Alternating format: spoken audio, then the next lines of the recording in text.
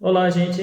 Bom, em relação ao granuloma anular, pessoal, o granuloma anular ele entra dentro dos granulomas não infecciosos, né? Junto com a sarcoidose, junto com a necroplase lipoídica, né? Então, vou falar um pouquinho sobre o granuloma anular, eu vou juntar um pouquinho das manifestações clínicas ali com a epidemiologia, tá? E eu vou falando um pouquinho sobre cada subtipo que é importante a gente conhecer, tá? Gente, em relação à sua fisiopatologia, pelo fato dele se localizar, assim, por exemplo, nas extremidades extensoras, né, dorso de mão, dorso de pés, acredita-se que possa ter algum trigger, né, algum desencadeante traumático, tá? Então ele pode ser desencadeado provavelmente ou por uma picada de inseto, ou de radiação ultravioleta, né, ou fototerapia com soralênico, né, vacinas, ele pode ser desencadeado por teste tuberculínico, né, infecções virais, infecções bacterianas, borreliose, tuberculose, partolenose, tá?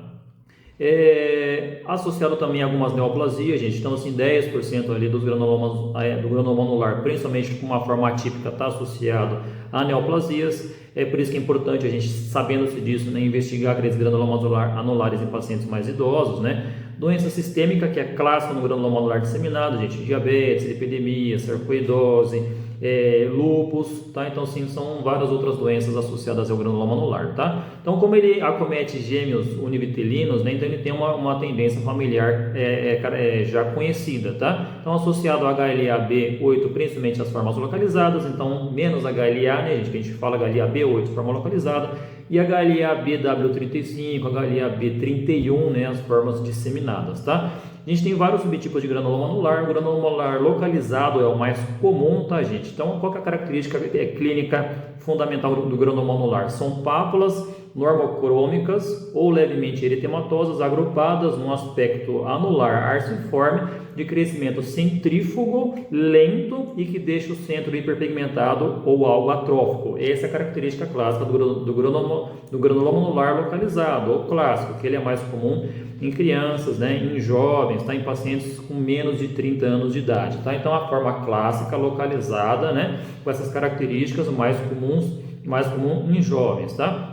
Então, essas manifestações clínicas que eu falei, né, que ele pode deixar esse centro hiperpigmentado, e esse centro hiperpigmentado atrófico, depois que melhora o granuloma anular, né, que ele pode regredir às vezes espontaneamente ou com tratamento, ele pode deixar aquela hiperpigmentação com a atrofia residual, tá? As lesões, na maioria das vezes, são assintomáticas, né, mesmo na forma generalizada, difusa, disseminada, normalmente não tem tanto sintoma associado, tá?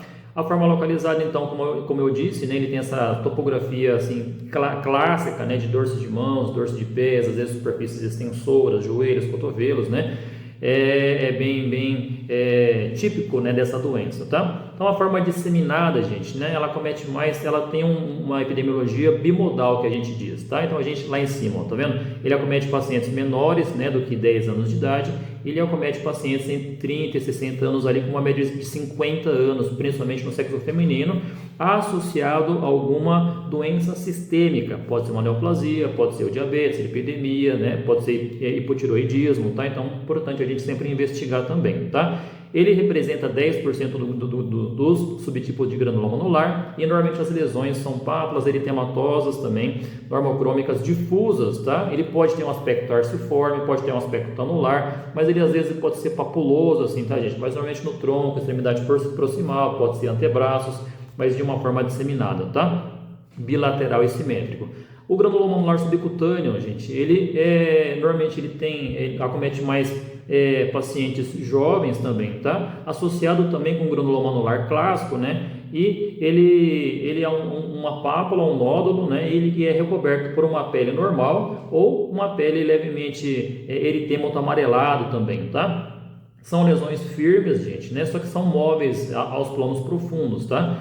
E também são lesões assintomáticas, né? Então, e aí como está descrito, né? Eles acometem também normalmente dorso de pés, essa localização aí do granuloma anular subcutâneo. O granuloma anular perfurante ou umbilicado, né? Ele é um subtipo também que também acomete também mais crianças, né? Várias lesões, centenas de pápulas, que ele tem um centro deprimido e que ele pode ter uma pequena crostinha central que a gente tira e pode ter um exudato que ele rapidamente ele seca, tá? E também com essa característica que simula um molusco contagioso, tá? Então esse granuloma anular perfurante que corresponde a 5% do granuloma anular, né? ele está mais presente aí nessas áreas expostas, né? E dorso de mãos, superfícies extensoras aí dos membros, né? Pés, e acomete mais crianças, tá? A histologia desse granuloma anular perfurante, gente, nem sempre encontra, tá, essa característica do material necrobiótico ali perfurando a epiderme, tá? Então, às vezes, assim, o simples fato de ter um material granulomatoso muito próximo da epiderme, comprimindo a epiderme, gerando uma certa atrofia da epiderme, a gente pode até considerar que isso pode evoluir ali com granuloma anular perfurante, tá?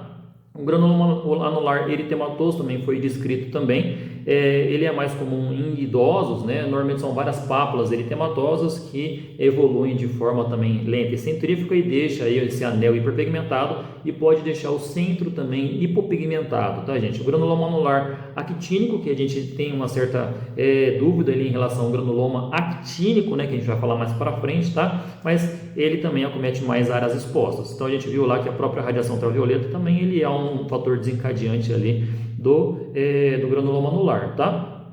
E o granuloma anular interessante, ele tem umas áreas que normalmente ele não acomete, tá, gente? Então a região palmar, granuloma anular palmar difícil, tá? Plantar, região também de cabeça, tá? Então até o próprio granuloma anular actínico, né, acaba envolvendo assim a região do pescoço, tá? E pênis e mucosas existe relatos, mas é muito raro, tá? Em relação à histologia, isso aqui também é importante. O padrão clássico, gente, que ele tem 3 padrões principais, gente. O padrão intersticial ou incompleto, que a gente diz, o granulomatoso necrobiótico, que é o clássico, né? E a forma sarcoídica ou tuberculoide.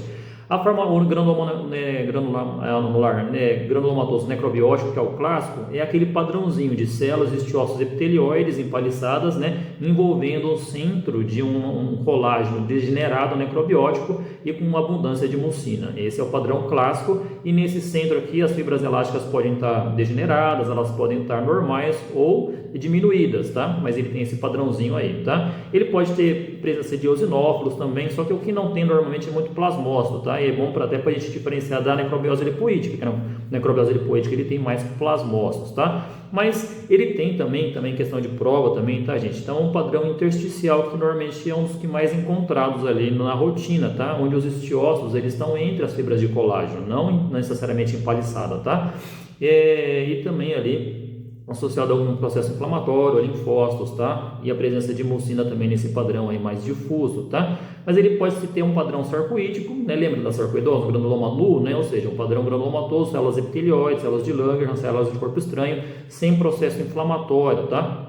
Que é essa característica aí de discreta quantidade de linfócitos. Pode ter eosinófilos também, tá? E também pode ter esse padrão tuberculóide, como a gente disse. O granuloma actínico, que a gente vai falar mais para frente também, né? Então, assim, células gigantócitos podem pode apresentar elastofagocitose, destruição ali, né? De fibras elásticas também, é um padrão histológico do granuloma anular também, tá?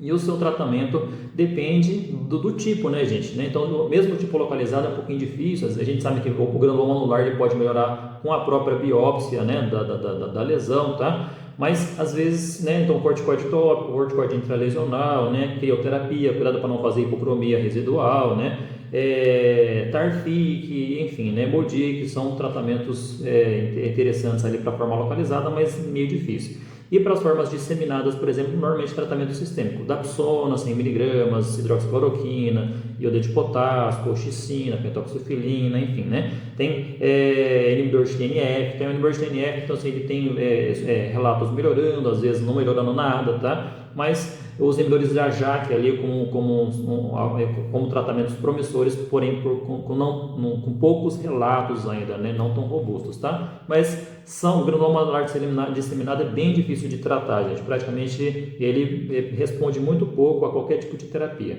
certo? Então, um panorama aqui do granuloma anular, né? É uma das doenças mais importantes ali, né? Dentro, né? Dos granulomas não infecciosos.